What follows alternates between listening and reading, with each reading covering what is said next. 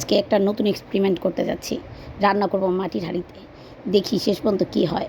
হাঁড়িটা ভাঙে নাকি আমাদের খাবারগুলো আমাদের পেটে যায়।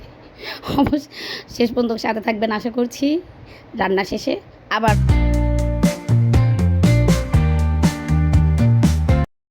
অনেকেই মাটির পাতিলাতে রান্না করতে চান, বা এখন যেহেতু ট্রেন্ডে আছে বিফ বিরিয়ানি, হান্ডি বিরিয়ানি, বিফ হান্ডি, তারপরে আর কি আছে আর কি হান্ডি টান্ডি টান্ডি, তো এগুলি রান্না করতে চান। তো আমিও শখ করে নিয়ে আসলাম। তো আমি অনেক ফেসবুকে দেখলাম যে অনেকখানে এটা ভেঙে যায়। তো এই জন্য কিছু ট্রিপস আমি দিতে চাচ্ছি। সেটা হচ্ছে যে আপনারা যখন পাতিলাটা কিনবেন তখন এটা নিয়ে এসে আপনি করবেন, এটা ভালো করে ওয়াশ করবেন, অবশ্যই ছাই দিয়ে ওয়াশ করবেন। এটাতে আপনাদের হুইল পাউডার বা ভিম বার এগুলো কিছু ইউজ করা যাবে না। তারপর আপনি এটা শুকাতে রাখবেন, দেখবেন কিছুক্ষণের মধ্যে এই মাটির পাতিলা যেহেতু ইউজ হয়নি, কিছুক্ষণের মধ্যে এটা শুকিয়ে যাবে। তারপর আপনারা তেল এরকম হাতে নিয়ে এরকম করে একদম পুরোটা পাতিলে এরকম করে ভরাবেন, সম্পূর্ণটা।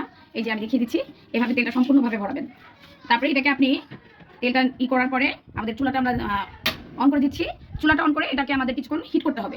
প্রি হিট, যেমন আপনার ওভেনে রান্না করার সময় একটু প্রি হিট করে নেন না, এরকম সেরকম আপনি ধরেন 30 সেকেন্ড করলেই হবে। 30 সেকেন্ড আপনি এটা হিট করতে দেন। আমরা 30 সেকেন্ড পরে এটা দেখবো যে একটু হচ্ছে, এটাতে একটা কিন্তু স্মেল আসছে, সেটাতে চিন্তা করার কিছু নেই, এটা ভালো।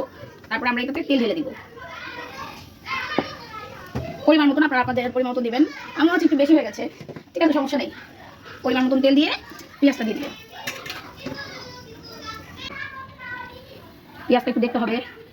তারপরে আপনারা এই করবেন, এই আগে থেকে আমি ম্যারিনেট করে রেখেছিলাম বিফটা। তো আপনারা এই ম্যারিনেট করা বিফটা ডাইরেক্ট দিয়ে দেবেন।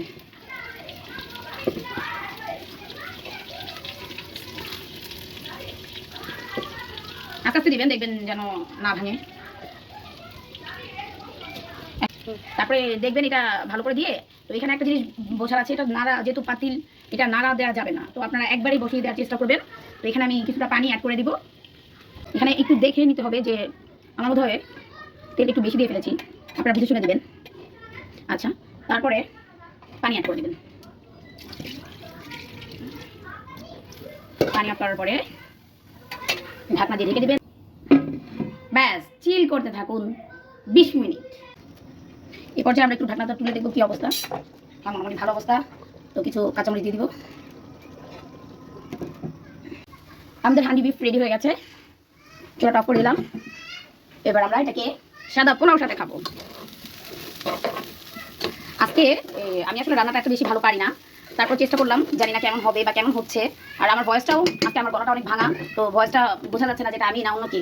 আর এগুলি হচ্ছে গিয়ে আমার ছোট বোন কান্তার কাজ। সে বলছে যে আপু চলো আমরা ভিডিও করি। ঠিক আছে, কর ভিডিও। ওকে, আমার রান্না শেষ, আমি এখন চলে যাব।